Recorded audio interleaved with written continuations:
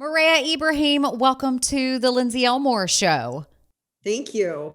I'm so excited to talk to you today about how we can cook better, eat better, and ultimately use food as a way to heal our bodies and our minds and spirits. So, a lot of people struggle when it comes to shifting gears on their diet. It's been so many years of fast food, processed food, overly sugared food, overly salted and fat food, where it just becomes addictive. It becomes very hard to break that cycle of addiction. And we have a lot of listeners that are very much ready to take ownership of their health. And as your new book says, to just eat like you give a fork. And what are the ways that you help people to reset their taste buds to be prepared to receive nutritious and delicious food that's not this heavily processed addictive combination of sugar, fat, and salt? Yeah, I mean it's the $1 million question, right? I think for most people, it's very easy to just kind of settle into what you like.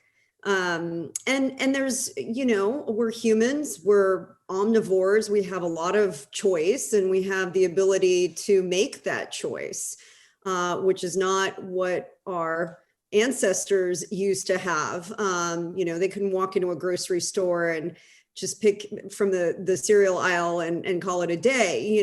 They had to forage for their food, and they had to grow their food and raise their food.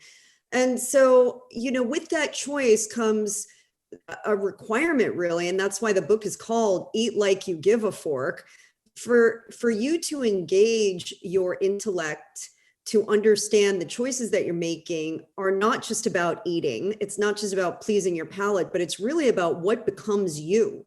How you choose food then becomes your genetic makeup. It has the ability to build or break down. It has the ability to help you fight disease or help you fall prey to it. And so when you read the book and just how I teach the people that are involved in my program, Eat to Thrive, it really starts with just this understanding of, why are you doing this? Why have you decided that this is what you want? Did you get a diagnosis? Is there someone in the family that did? Are you feeling tired and just miserable, like your clothes don't fit and you just feel cranky all the time? What is it that is going to be your why and your motivation? Because you have to anchor to that. It's tough to give up eating, the chocolate chip cookies every day and the double burgers with the works and stuff. Like, I get that. But in order to accept that there is a better way, it has to start with embracing what your why and your motivation is. And then from there, once you're on board and you're like, okay, I'm ready to go, then I help teach you how to retrain your taste buds to literally rewire your mind tongue connection, because the tongue, the muscle that's in your mouth, is one of the most powerful ones in your whole body, to actually crave differently. And that requires you cutting certain foods out. So you are cutting out sugar, hyper sugary foods, salty, processed foods. You're cutting out alcohol. You're cutting out grains for a period of time.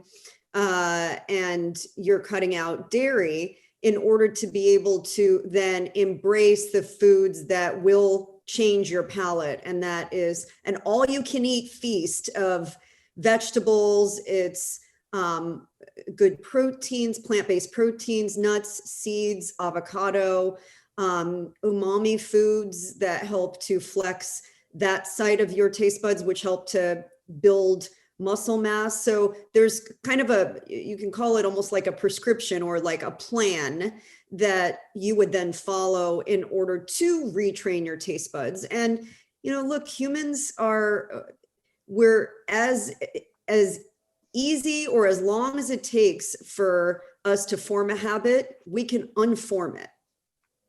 But you have to be willing to do it. And that usually comes from like your own decision because you've been motivated by something.